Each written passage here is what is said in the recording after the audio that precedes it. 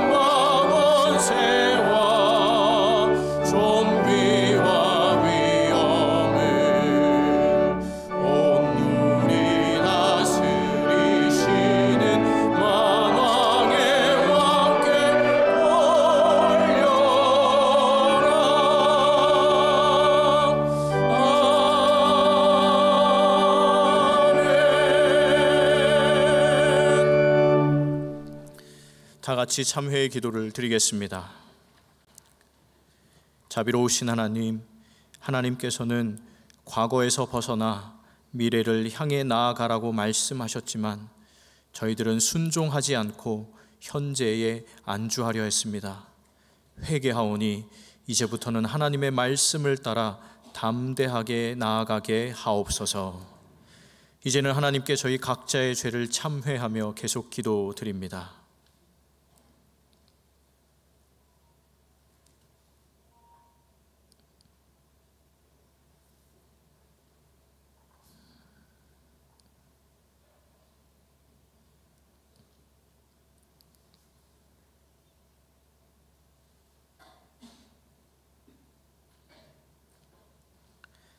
하나님께서는 자신의 부끄러운 죄를 솔직하게 고백하는 자들에게 말씀하십니다.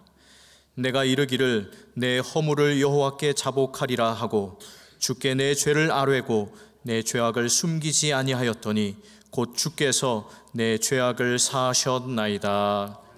이제 사도신경으로 저희의 신앙을 고백하오니 나는 전능하신 아버지 하나님 천지의 창조주를 믿습니다. 나는 그의 유일하신 아들 우리 주 예수 그리스도를 믿습니다. 그는 성령으로 잉태되어 동정녀 마리아에게서 나시고 본디오 빌라도에게 고난을 받아 십자가에 못 박혀 죽으시고 장사된 지 사흘 만에 죽은 자 가운데서 다시 살아나셨으며 하늘에 오르시어 전능하신 아버지 하나님 우편에 앉아 계시다가 거기로부터 살아있는 자와 죽은 자를 심판하러 오십니다. 나는 성령을 믿으며 거룩한 공교회와 성도의 교제와 죄를 용서받는 것과 몸의 부활과 영생을 믿습니다. 아멘. 자리에 앉으시기 바랍니다. 다 함께 성시를 교독하겠습니다. 성시는 교독문 31번, 시편 68편입니다.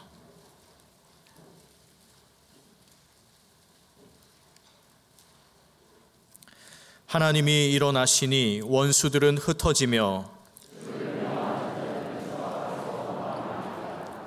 연기가 불려가듯이 그들을 몰아내소서.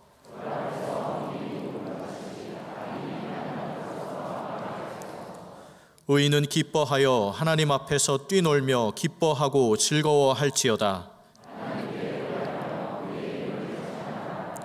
하늘을 타고 광야에 행하시던 일을 위하여 대로를 수축하라.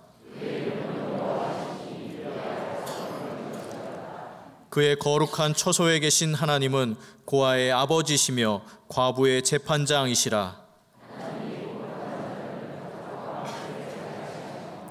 갇힌 자들은 이끌어내사 형통하게 하시느니라.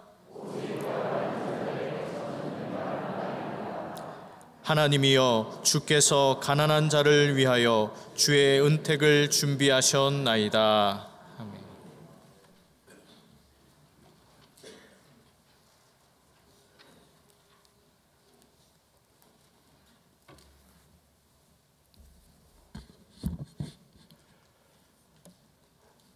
한없는 사랑과 은혜로 저희와 늘 함께 계시고 저희를 지켜주시는 주님, 오늘 이 오후 예배 시간에 저희를 예배 자리로 인도하여 주셔서 감사드립니다.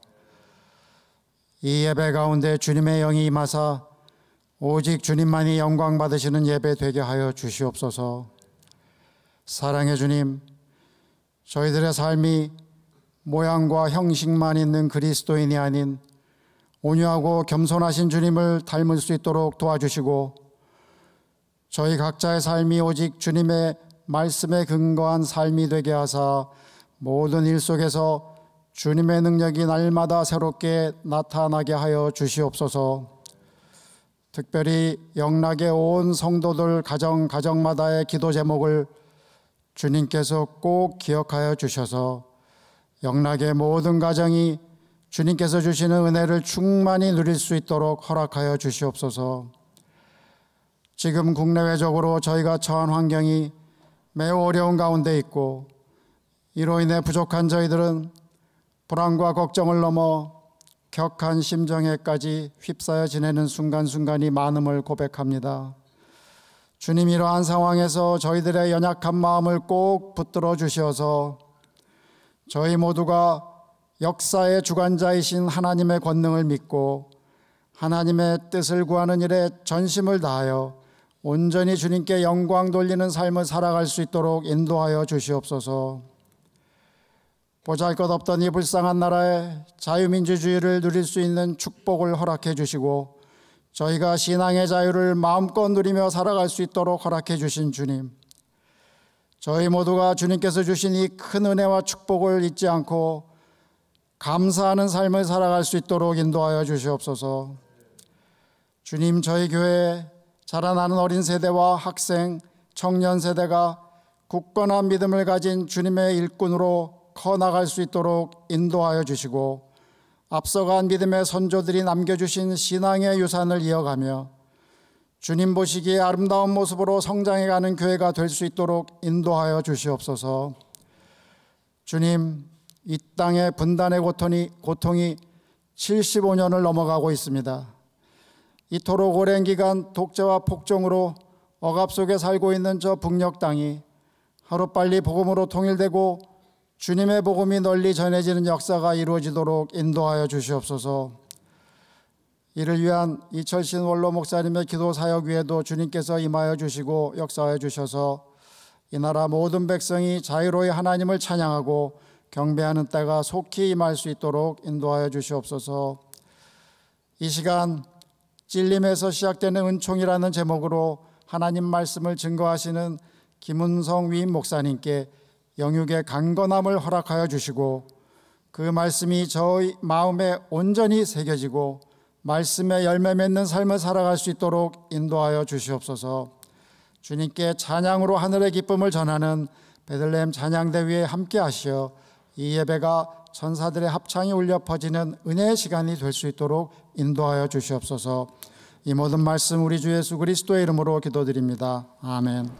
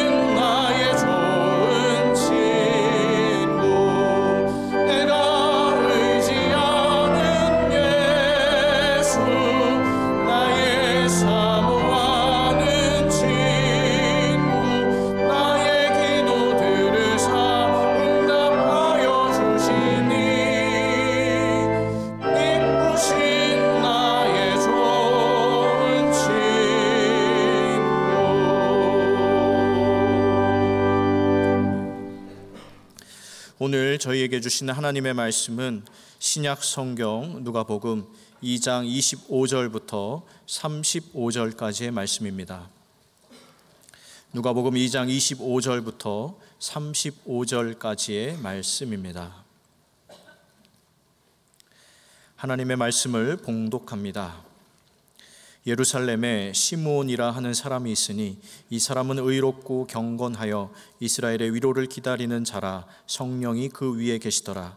그가 주의 그리스도를 보기 전에는 죽지 아니하리라 하는 성령의 지시를 받았더니 성령의 감동으로 성전에 들어가매 마침 부모가 율법의 관례대로 행하고자 하여 그 아기 예수를 데리고 오는지라. 시므온이 아기를 안고 하나님을 찬송하여 이르되 주제여 이제는 말씀하신 대로 종을 평안히 놓아 주시는도다. 내 눈이 주의 구원을 보았사오니 이는 만민 앞에 예비하신 것이요 이방을 비추는 빛이요 주의 백성 이스라엘의 영광이니이다 하니 그의 부모가 그에 대한 말들을 놀랍게 여기더라. 시므온이 그들에게 축복하고 그의 어머니 마리아에게 말하여 이르되 보라 이는 이스라엘 중 많은 사람을 패하거나 흥하게 하며 비방을 받는 표적이 되기 위하여 세움을 받았고 또 칼이 내 마음을 찌르듯 하리니 이는 여러 사람의 마음의 생각을 드러내려 함이니라 하더라. 하나님께서 이 말씀을 통하여 저희에게 은혜 주시기를 원합니다.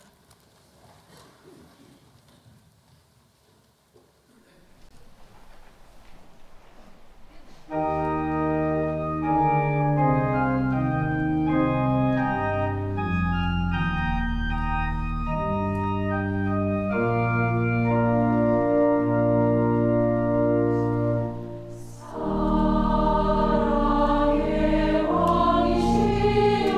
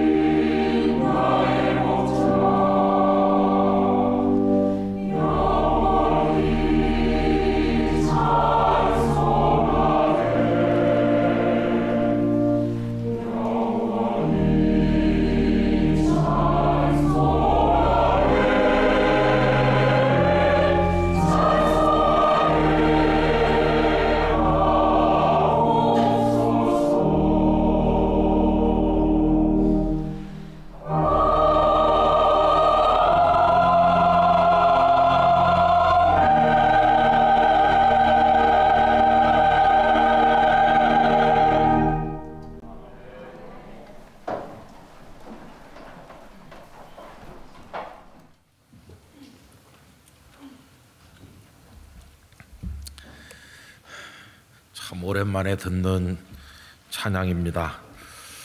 제가 한 중고등학교 때 많이 불렀던 찬양이었었는데 수십 년 만에 듣게 돼서 너무나 감동이 새로운 것 같습니다. 선하신 목자 우리 주님을 따라서 주님을 찬송하며 걸어가는 우리 삶이 되기를 원합니다. 1월, 2월을 산다고 다 수고 많으셨습니다. 좀 추웠는데 또 아직도 쌀쌀하지만 그래도 아무리 겨울이 대단해도 봄이 오는 것을 막을 수는 없을 것입니다. 이 주간에는 봄의 전령인 3월을 우리가 맞이하게 될 텐데 새로운 달을 주님 안에서 기대감으로 맞이할 수 있기를 바랍니다. 그리고 하나님 안에서 봄을 맞는 사람답게 또 우리의 가슴을 열고 신앙생활 더 열심히 하게 되기를 바라고 성도님들의 가정과 삶에 하나님의 평강을 기원합니다. 그리고 또 3월에도 오부 예배를 사랑해 주시기를 바랍니다. 다들 타보셨겠습니다마는 설악산 국립공원 설악동에서 접근하면 케이블카가 수십 년 전부터 있죠. 등산을 못 하시는 분도 케이블카를 타면 올라갈 수가 있고 거기서 한 5분 정도 걸어가면 권금성 그 바위 전망대 앞이 탁 트인 곳에 도달할 수가 있습니다. 거기 올라가면은 울산 바위를 비롯해서 설악산의 비경 한쪽을 볼 수가 있습니다. 정말 장관이 아닐 수가 없죠. 그런데 그 멀리 보이는 그 풍경만 장관인 것은 아니고 가까이에도 더 감동적인 장면이 그 권금성에 있습니다. 그것은 그 거대한 바위 틈 사이에서 자라오른 그리고 수백 년의 삭풍을 견디면서 의연하게 서 있는 소나무들입니다. 그 소나무들을 보면서 야, 저렇게 연약한 것이 어떻게 강한 바위 틈을 뚫고 나왔을까 이런 생각을 해보기도 하고 또 때로는 반대로 생각해서 저 바위가 저 생명을 키우기 위해서 자기 몸을 찢어서 틈을 내줬구나 이렇게 생각을 하기도 하였습니다. 틈새에서 생명이 자라는 것은 나무들만의 이야기는 아닙니다. 한 어머니가 계셨는데요. 이분은 일찍 남편을 여의고 여러 자녀들을 키워야 되는 무거운 짐을 지게 됐습니다. 그것만으로도 이 어머니의 인생은 갈갈이 찢긴 것이라고 할 수 있습니다. 뭐 할 수 있는 것이 별로 없기 때문에 새벽 3시, 4시면 자갈치 시장에 나가서 밤새 물고기를 잡은 싱싱한 생선을 실은 배들이 들어오기를 기다렸다가 배들이 들어오면 요만큼 경매를 받습니다. 그리고는 자갈치 길거리에 좌판을 벌려놓고 오가는 사람들에게 생선을 팝니다. 생선이 다 팔리면 그 도구들을 주섬주섬 정리해가지고 이제는 집까지 버스를 타고 돌아오는데 새벽에는 여러 정거장을 걸어서 나갔지만 이제 몸이 다 지쳤기 때문에 버스를 이용해야 되는데 버스를 탈 때마다 기사들이 이맛살을 찌푸렸습니다. 왜냐하면 생선 비린내가 진하게 풍겼기 때문입니다. 의자에 앉으면 비린내가 별까봐 의자에 앉지도 않고 그 몇 정거장 안 되는 거리를 가는데도 요금도 다 냈는데도 마치 죄를 지은 사람 마냥 몇 시간을 가는 것처럼 불편하게 다니곤 했습니다. 그 어머니의 손은 성한 데가 없죠. 생선 가시에 수십 년을 찔리고 또 찔리고 베이고 생선 다듬느라고 또 칼에 베이고 해서 성한 데가 없는 다 갈라터진 거친 손이었습니다. 남편 죽었을 때 이미 마음도 갈라터졌고 손도 다 터졌는데 그래도 참 놀라운 사실은 그 권금성 바위 갈라진 틈에서 소나무 자라는 것처럼 이 어머니의 갈라터진 그 상처 틈새로 자녀들이 무럭무럭 자랐다는 것입니다. 그래서 그 자녀들은 그 권금성 소나무와 같고 그 어머니는 그 자녀들을 위해 틈을 벌려준 거대한 바위같이 생각되었습니다. 그 어머니는 저를 볼 때마다 아들, 딸 이야기들을 하면서 목사님, 우리 자녀들 위해서 기도 좀 많이 해주세요.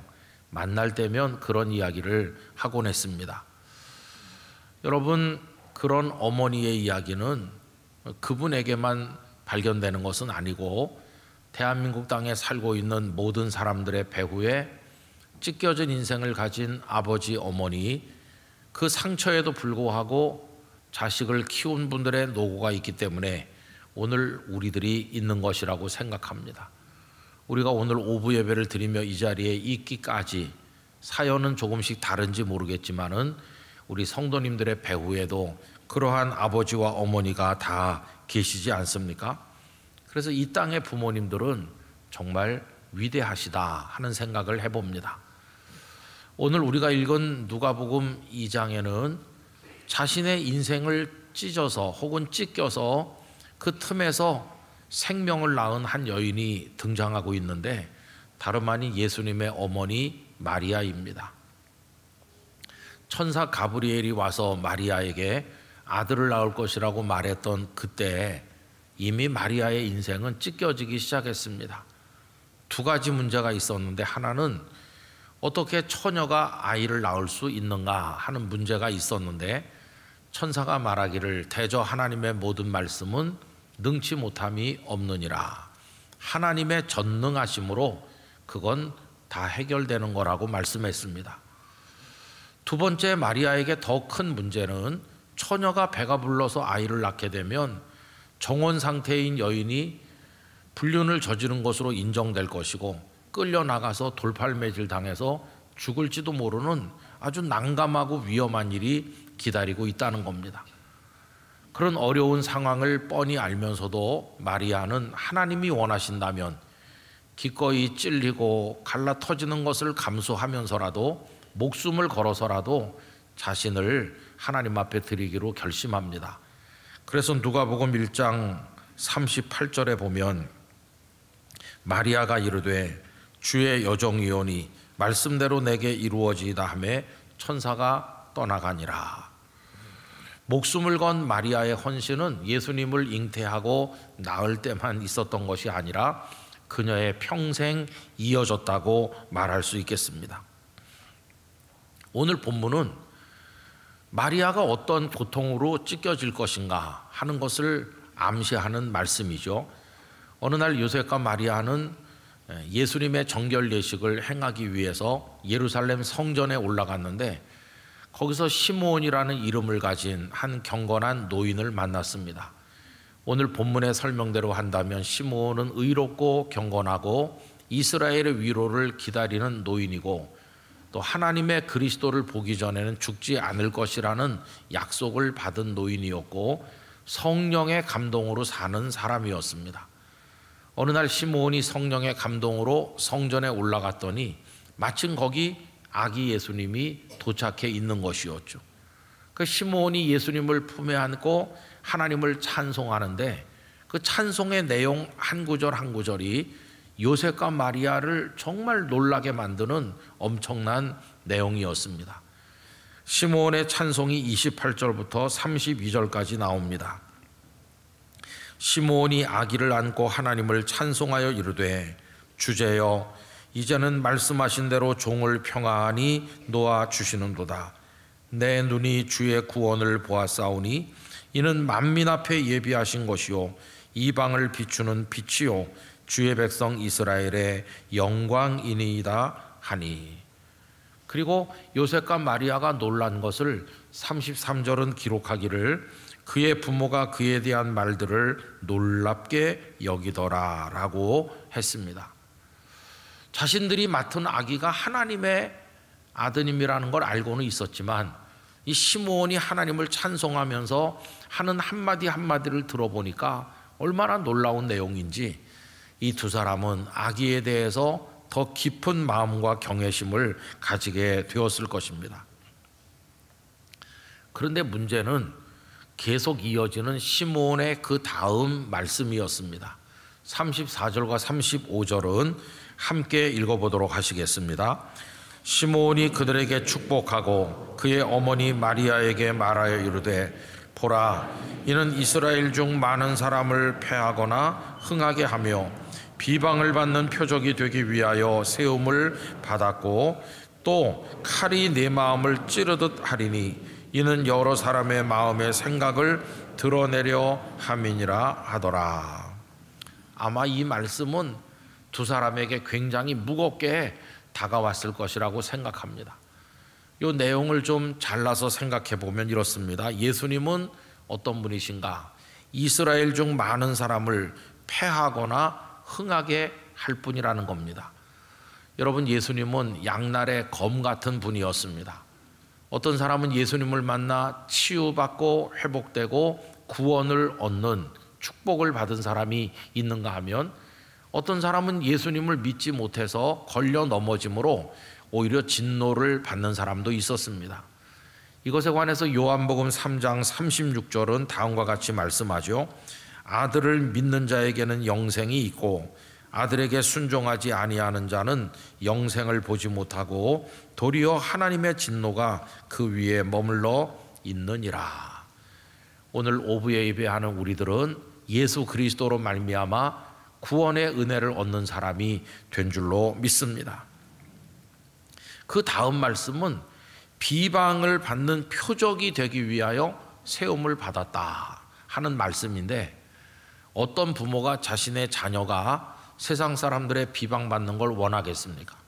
하나님의 아드님이신데 존경과 사랑을 받아도 시원치 않을 판에 아니 비방을 받는 표적으로 세워진다니, 내용을 이해할 수는 없었지만 이 요셉과 마리아의 마음이 굉장히 무거웠으리라고 생각합니다.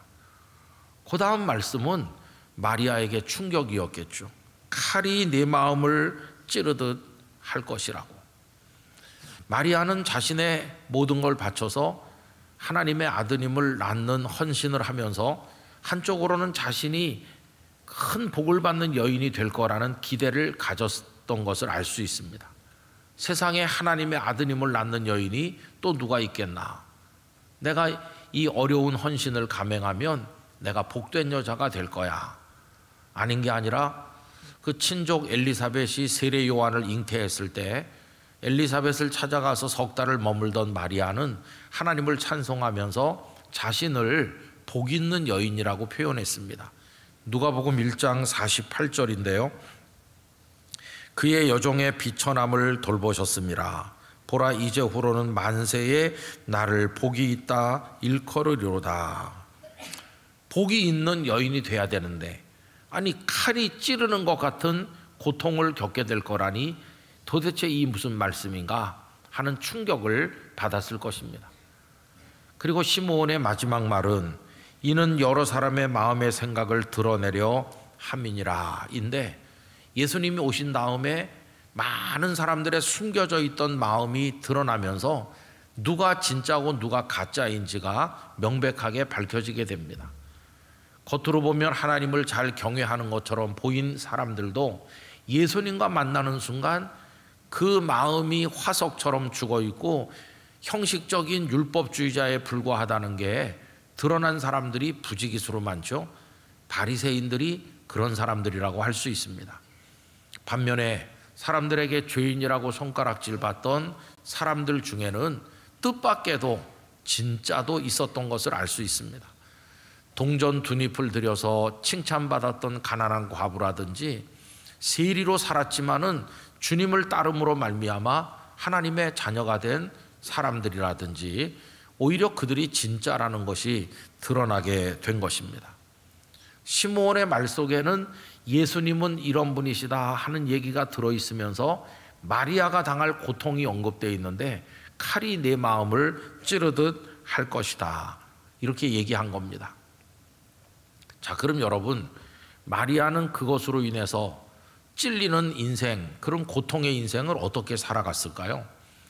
우선 그는 예수님을 낳는 것만으로도 만신창이가 됐다고 볼 수 있는데 뜻하지 않게 애굽에까지 피난을 가야만 했고 많은 고생을 했어야만 합니다. 많은 고생을 했을 겁니다. 그리고 우여곡절 끝에 나사렛에 돌아와서 정착을 했지만 그 다음도 이해할 수 없는 일이 계속됐겠죠. 하나님의 아드님이라면 벌써 10대, 20대의 두각을 나타내고 뭔가 세상을 놀랄 일을 하셔야 될 것 같은데 예수님은 그냥 이웃집 사람들이나 비슷했습니다. 특별한 일을 하시는 것도 없고 그저 목숫간에서 목수일을 돕는 게 고작이었고 도대체 하나님의 아드님으로서 무슨 일을 하려고 하는지도 알 수가 없었을 것입니다. 마리아의 마음이 많이 답답했을 것 같습니다. 그러다가 예수님이 30살쯤 되던 어느 날 갑자기 집을 떠났습니다. 이제는 아버지의 때가 도래했고 내가 이 땅에 나가서 할 일을 할 때가 왔다고 하면서 집을 훌쩍 떠나신 겁니다. 그 이후에 들려오는 이야기는 좋은 이야기들만은 아니었습니다. 사람들이 와서 마리아에게 말했겠죠. 마리아, 큰일 났어요. 당신 아들 예수가 사사건건 우리가 존경하는 지도자들과 충돌하고 있다고 합니다. 바리새인 누구와도 충돌했다고 그러고 우리가 받아들이기 어려운 걸 가르친다고 하네요. 그런 얘기도 많이 듣게 됐겠죠. 그러다가 어느 날 사람들은 마리아, 당신 아들이 미친 게 틀림없어요. 여러분 마가복음 3장 21절에 보면 예수의 친족들이 듣고 예수님을 붙들러 나왔는데 그 이유는 예수가 미쳤다 하미로라. 예수가 미친 게 틀림없으니까 집으로 데려와야 된다고. 그래서 찾아왔을 정도로 그런 소리도 마리아가 들었겠죠. 칭찬하는 말을 들어도 부족할 상황인데 미쳤다는 소식까지 사람들에게서 들어야 됐을 때 마리아가 얼마나 고통을 받았겠습니까? 그게 다가 아니었어요. 그 다음에 마리아를 기다리고 있는 고통은 그 앞에서 당한 것을 다 합쳐도 부족할 정도로 더 큰 고통이었어요. 어느 날 그 아드님 예수님이 십자가에 달려서 피투성이가 돼서 헐떡이며 죽어가는 것을 어머니가 지켜봐야 되니 그 고통을 어떻게 사람의 말로 설명할 수가 있겠습니까? 그러니 마리아의 영혼, 마리아의 인생, 마리아는 찔리고 구멍이 나고 갈라터지는 피 흘리는 그런 인생을 살았다는 사실을 우리가 알 수 있는 거죠. 그러나 여러분, 우리는 알고 있습니다. 마리아의 그 상처받은 인생, 갈라터진 틈새로부터 마치 권금성 바위 틈에서 나무가 자라듯이 한 어머니의 갈라터진 그 인생을 통해 자녀가 자라듯이 그 마리아의 많은 상처 틈새로 전능하신 사랑의 하나님께서는 죄인들을 구원하기 위해서 독생자 예수 그리스도를 보내시고 그 마리아를 통해 그 상처를 통해서 이 세상에 구원의 은총이 하나님이 우리에게 쏟아부으시는 사랑이 흘러나오고 있었다는 것입니다. 마리아는 상처를 통해서 하나님을 섬기고 고통을 통해서 예수 그리스도라는 구원의 은총을 세상에 흘려보낸 여성이었다고 이야기할 수 있을 것입니다. 그래서 기독교 영성가인 정광일 목사님의 말씀 단상이라는 책에 이런 내용이 있는 것을 보게 되는데요. 오늘 우리 얘기랑 꼭 닮았습니다. 마리아는 땅 위에서 가장 큰 축복을 받은 여인이었으나 그 누구와도 비교할 수 없이 큰 상처를 지니고 살아야 했습니다. 아기 예수라는 생명 때문에 찢어지는 아픔, 무언가가 찢겨지면서 나오는 것, 그것이 생명입니다. 흙이 갈라지면서 새싹이 돋아납니다. 나무 껍질이 갈라지면서 연한 가지가 나옵니다. 동지를 가르고 새날이 다가옵니다.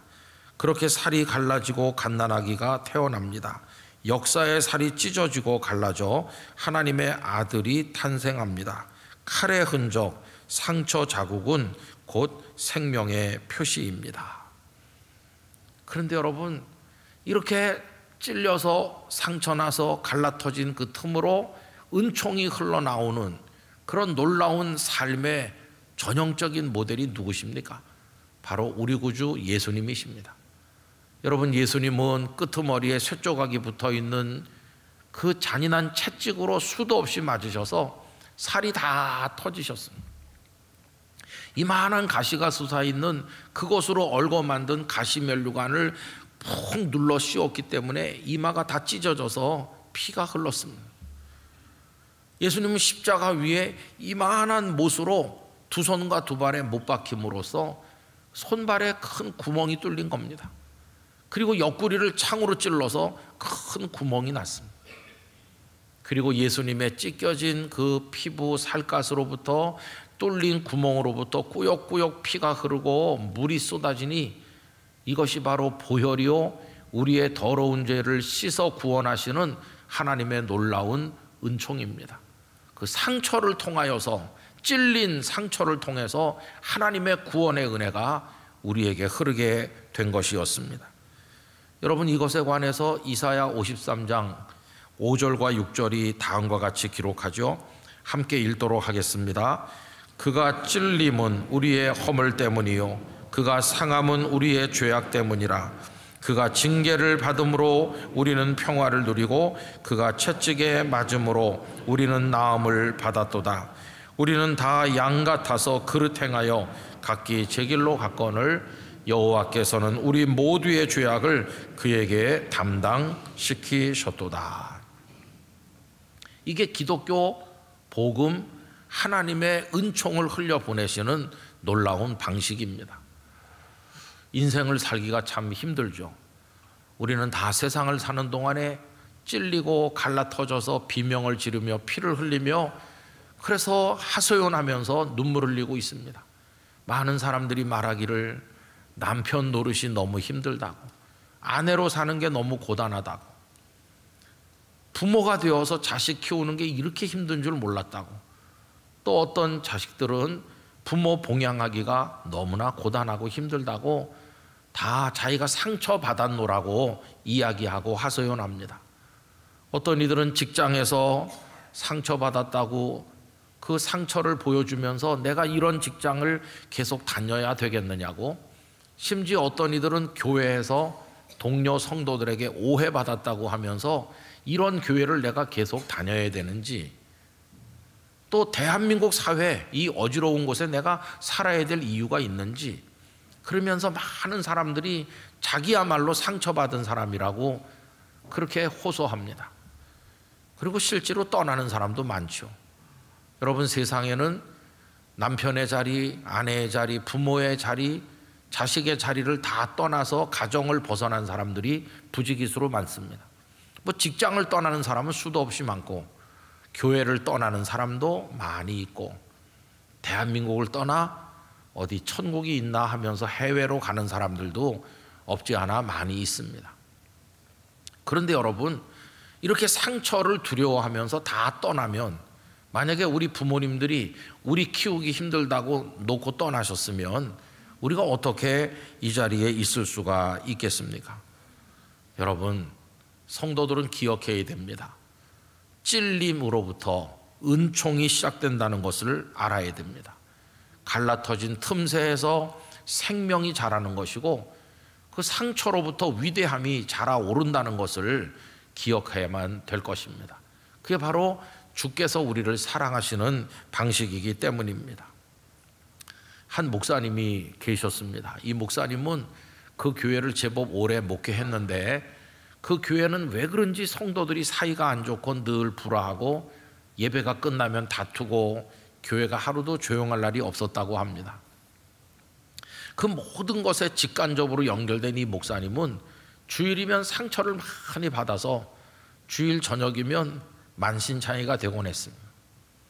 집에 들어오면 그 모든 사정을 사모님이 알기 때문에 여보 다 잊어버리시고 그냥 푹 주무세요. 다 내려놓고 푹 주무세요. 이렇게 하는데도 잠시 쉰 목사님은 또 책상을 타고 앉으셔서 늦은 밤까지 성경을 뒤적이면서 때로는 눈물을 흘리면서 뭔가를 하고 있었는데, 다른 게 아니라 그 다음 주일 설교 뼈대를 다 만들기 전에는 잠자리에 들질 않았다고 합니다. 그런 소식이 동료들에게 전해져서 물어봤다고 그러죠. 이 사람아, 그렇게 지친 주일 저녁에는 그냥 무조건 쉬는 거야. 푹 쉬고 주중에 설교 준비를 시작해도 될 텐데 왜 그 제일 힘든 밤에, 화도 나고 상처도 깊은 그 밤에 설교 준비를 하느냐고 이렇게 물었을 때 목사님의 대답은 이러했다고 합니다. 가장 지쳐 있을 때, 가장 깊은 상처를 받았을 때 주님께서도 가장 가까이 계시고 가장 진한 깊은 은혜가 바로 그 시간에 흐른다, 그렇게 말했다고 합니다. 목사님은 교회를 생각하면서 울기도 하고 아파하기도 하는데 그 틈새로 하나님의 위로도 하나님의 은혜도 같이 흐르는 걸 알았기 때문에 그 깊은 자리에서 받은 은혜를 정리해서 그 다음 주일 성도들에게 전달할 말씀을 준비하곤 했다고 합니다. 목사님은 당신의 찢긴 영혼 사이로 흐르는 하나님의 은혜를 성도들과 나누기를 간절히 원했던 것입니다. 그렇게 묵묵히 주님의 뒤를 따른 목사님의 이야기를 들었습니다. 여러분, 은총은 찢김에서 시작되고 갈라 터진 틈으로 흐른다. 예수님께서 보여주신 삶이 그러했고 우리 믿음의 선배들의 삶이 그러했다는 것을 우리도 기억한다면 바로 그런 상처받는 삶을 두려워하지 않아야 될 줄로 믿습니다. 그래서 믿음의 사람들의 인생은 상처투성이고 눈물 범벅이 될 수밖에는 없는 것이고 그게 바로 성도가 겪는 고통의 의미라는 것을 우리가 깨닫게 되는 것입니다. 저는 영락교회 목사로서 80주년을 맞이한 영락교회가 더 좋은 교회가 되는 건 뭘까 하는 생각을 자주 해보곤 합니다. 더 좋은 시설에 더 편안하게 더 우리를 유익하고 즐겁게 하는 프로그램들을 많이 개발해서 더 편한 신앙생활을 하는 것일까? 여러분, 그건 아닐 것입니다.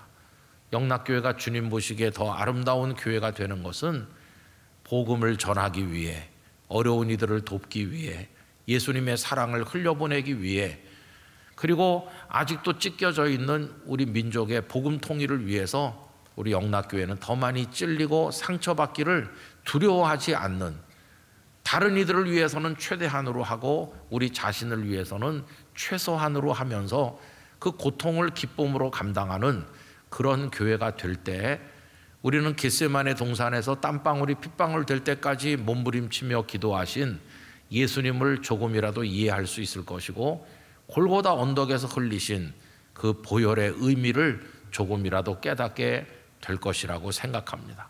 우리 영락교회는 그런 교회가 되기 위한 기도와 삶이 있어야만 될 것입니다.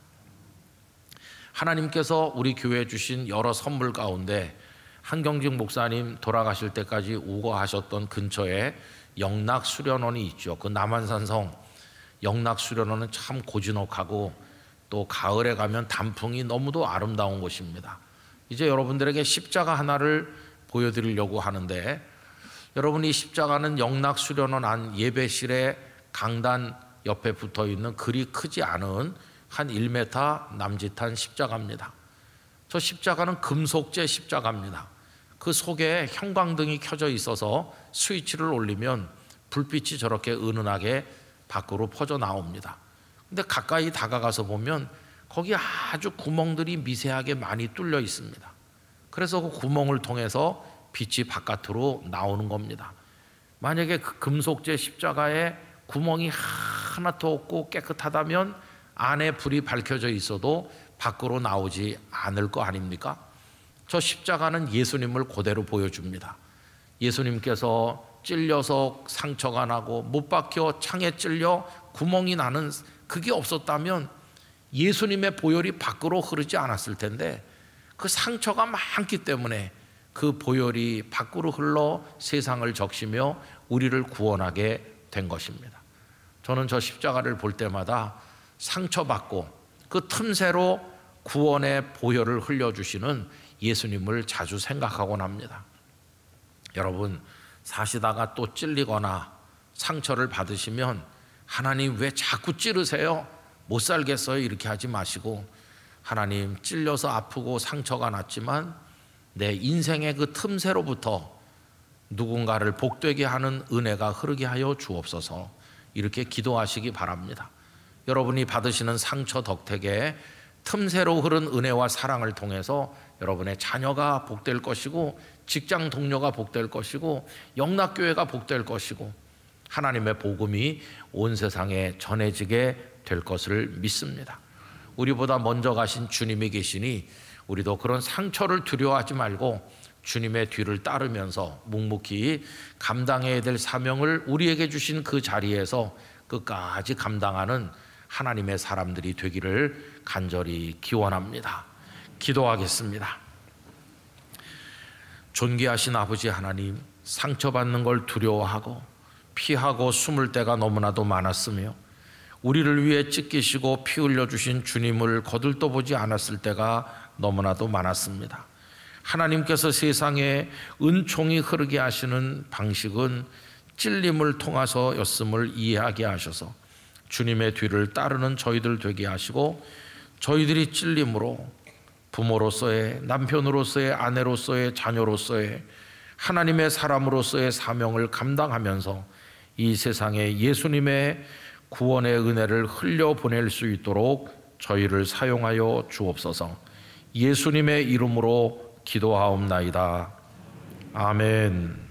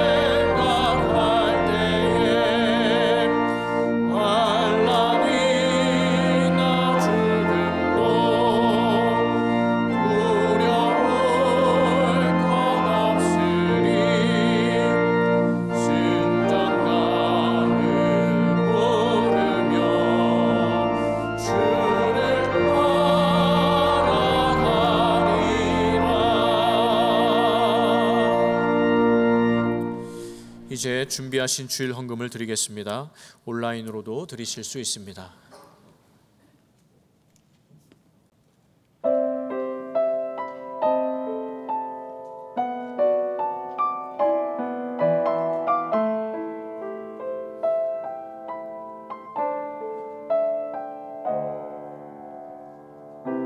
삶 속에 주어진 많은 일들이 너를 힘들게 하여도 삶 속에 만나는 많은 일들이 거치게 몰아쳐와도 우리를 향한 하나님의 생각은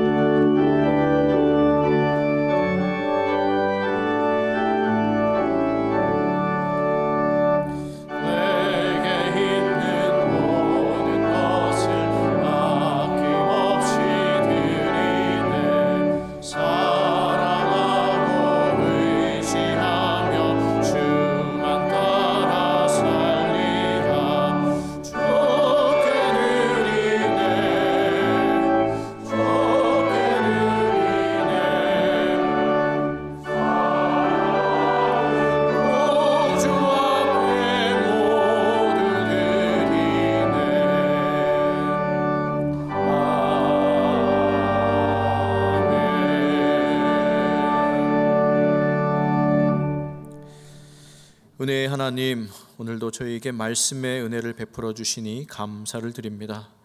무엇보다도 예수 그리스도의 찢기신 살에서 구원의 보혈이 흘러나와 저희를 자녀 삼아 주심에 감사를 드립니다.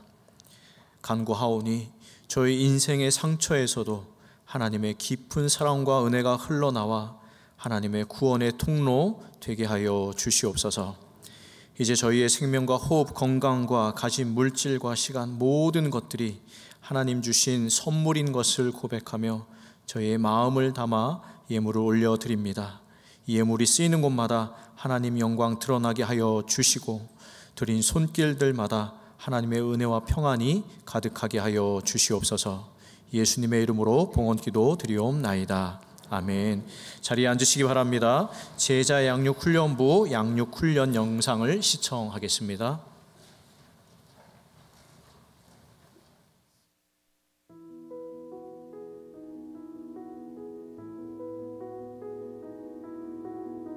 인생은 여행이고 우리는 나그네들입니다. 여행자가 챙겨야 할 품목은 뭘까요? 어떤 이는 여비라고 하고, 어떤 이는 건강이라고 하고, 어떤 이는 자기 자신이라고 합니다. 현재 당신의 여행 배낭에는 무엇이 들어 있습니까? 어쩌면 인생에서 가장 중요한 품목, 여행자가 꼭 가져야 하는 것은 여비나 건강이나 자기 자신이 아닐지도 모릅니다. 왜냐하면 인생이라는 여행 속에서 인간의 지혜는 매우 섞기 쉬우며 인간의 힘이 연약하다는 것은 금방 드러나기 때문입니다. 인생이라는 여행에서 가장 중요한 품목은 변치 않는 하나님의 말씀입니다. 제가 교회 다닌 지는 좀 오래됐지만 성경 지식이 부족하다고 생각이 되어서 참여를 하게 되었습니다. 아내가 강건을 하게 되어서 교육을 받게 되었습니다. 말씀을 더 배우는 거에 도움을 주기 위함이었습니다. 월요일인데도 불구하고 많은 청년 지체들이 참여를 해주어서 믿음의 동역자들을 만날 수 있게 되었습니다. 하나님이 각자에게 주신 은혜들을 공유하면서 더 풍성해진 자리가 되었던 것 같고요. 흥미롭고 재미있게 하시는 성경 공부만을 통해서 많은 은혜를 받았던 거가 기억에 남습니다. 하나님께서 교회를 통해 저희들을 인도해 주실 것입니다.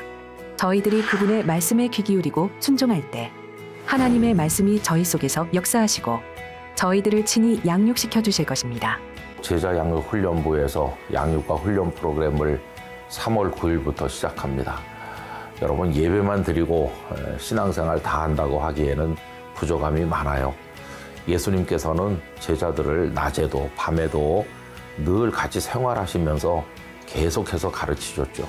여러분, 다 하셔야 돼요. 그리고 기쁨으로 하면서 우리의 믿음이 채워지는 것을 체험하는 한 해가 되길 원합니다.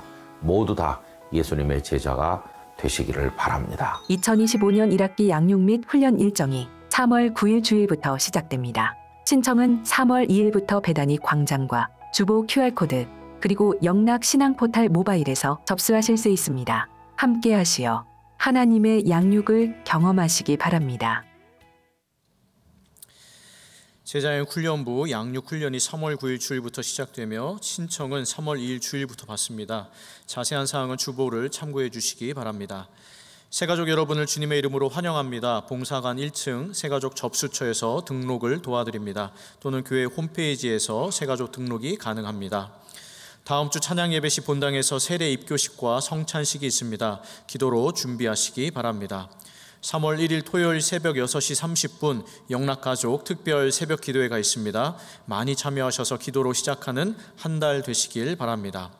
3월 1일 토요일 8시 15분 50주년 기념관 503호에서 토요 소그룹 모임이 진행됩니다. 3월 9일부터 매주 오후 1시 30분 선교관 지하 제2식당에서 주일 소그룹 모임을 시작합니다. 주보에 게시된 QR코드 및 배단위 광장 부스에서 신청하실 수 있습니다. 많은 참여 바랍니다. 오늘은 사회봉사 주일입니다. 봉사금을 본당 주변 모금함과 온라인으로 모금합니다. 이 시간 함께 암송할 2월 말씀은 구약 성경 시편 128편 1절 2절입니다. 여호와를 경외하며 이렇게 시작합니다. 다 함께 암송합니다. 여호와를 경외하며 그의 길을 걷는 자마다 복이 있도다. 내가 내 손이 수고한 대로 먹을 것이라. 내가 복되고 형통하리로다. 시편 128편 1절 2절 말씀. 아멘. 다 같이 일어나셔서 앞뒤 좌우에 계신 분들과 인사 나누겠습니다. 찢긴 상처가 은혜의 통로가 될 줄 믿습니다. 찢긴 상처가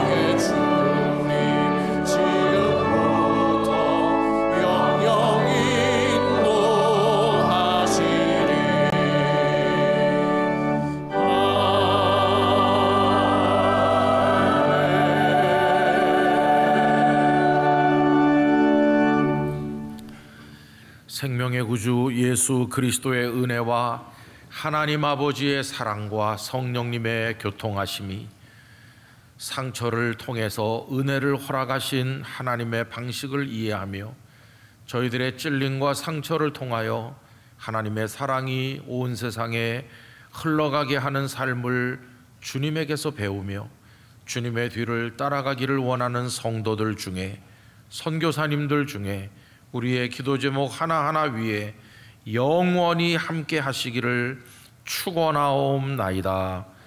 아멘.